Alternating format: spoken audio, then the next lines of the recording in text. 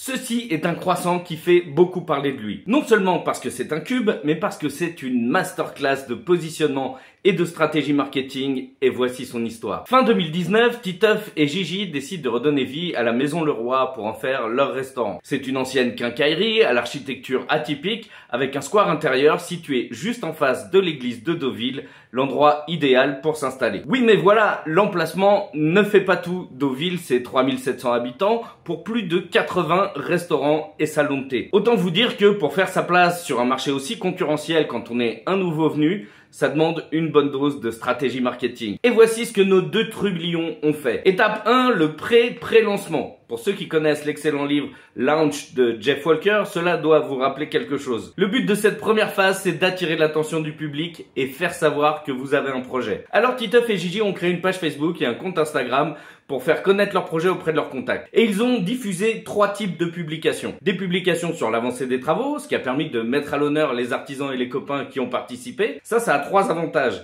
Vous allez montrer votre gratitude envers ceux qui vous ont aidé, mais vous allez aussi pouvoir toucher une partie de leur réseau qui verront vos publications dans leur fil d'actualité si vous avez tagué les personnes ou si elles ont interagi avec le post. En plus, ces publications vous aident à maintenir le lien avec ceux qui suivent votre projet. Le deuxième type de publication, ce sont des posts qui montraient comment ils intégraient l'histoire du lieu dans leur projet, les éléments qu'ils ont conservés, les éléments qu'ils ont restaurés. On n'y pense pas souvent, mais si vous avez des voisins qui ont des objections à votre projet ou qui ont peur que vous dénaturiez un lieu chargé d'histoire, ce type de publication permet de montrer que vous respectez le patrimoine et ça permet aussi d'attirer la curiosité des personnes qui connaissent le lieu, qui connaissaient le lieu avant et qui sont curieux de savoir ce qu'il est devenu. Et enfin, le troisième type de publication, ça concernait la volonté de ne faire travailler que des producteurs et des artisans locaux et de servir que de la nourriture saine et faite maison. Ça a pour but de communiquer sur les valeurs défendues par l'entreprise. On partage sa vision pour que ceux qui partagent les mêmes valeurs sachent qu'ici ils trouveront des personnes qui défendent les mêmes idées. C'est ce qu'on appelle le levier de similarité, expliqué par Robert Cialdini, dont je vous parlais dans cette vidéo. Les travaux touchant à leur fin, l'ouverture se rapproche, c'est le moment de démarrer la deuxième étape, celle du pré-lancement. L'objectif, c'est d'informer sur l'ouverture imminente et de montrer ce qu'on promet à nos futurs clients.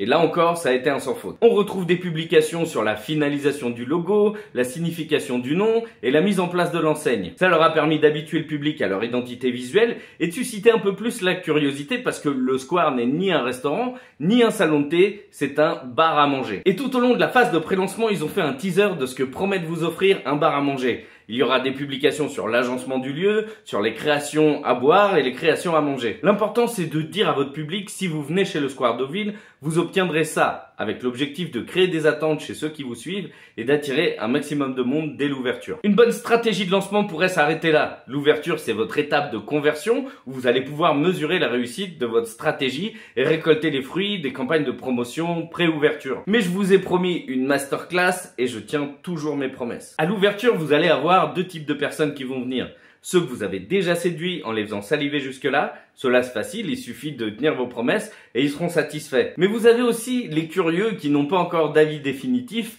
et ceux-là, si vous voulez qu'ils deviennent des clients et pas juste des gens qui sont venus manger une fois chez vous, il faut dépasser leurs attentes. Et c'est là le coup de génie de Gigi et Titeuf. Jusqu'à maintenant, ils avaient communiqué sur ce qu'on peut attendre de restaurateurs qui aiment le travail bien fait. Mais à l'ouverture, en plus de tenir leurs promesses, ils ont permis à leurs visiteurs de vivre une expérience inédite. Vous êtes venus pour prendre un petit déjeuner café croissant? On vous sert un café avec un square croissant. Un croissant comme vous n'en avez jamais vu. Vous prenez une tarte tatin en dessert? On vous sert une œuvre d'art. À partir de là, vous êtes incomparable avec la concurrence. Personne ne fait les choses comme vous et si c'est bon, vous avez convaincu jusqu'aux plus sceptiques. Et pour vous dire à quel point ce fut un succès, leurs créations sont reprises jusqu'en Île-de-France avec le pâtissier multidécoré Fabrice Potier qui dit lui-même sur Instagram s'être inspiré du Square Croissant pour sa nouvelle collection. Le lancement est réussi, maintenant il faut durer, c'est la phase de fidélisation de la clientèle et la meilleure manière d'avoir une clientèle fidèle, c'est de lui donner des bonnes raisons de revenir.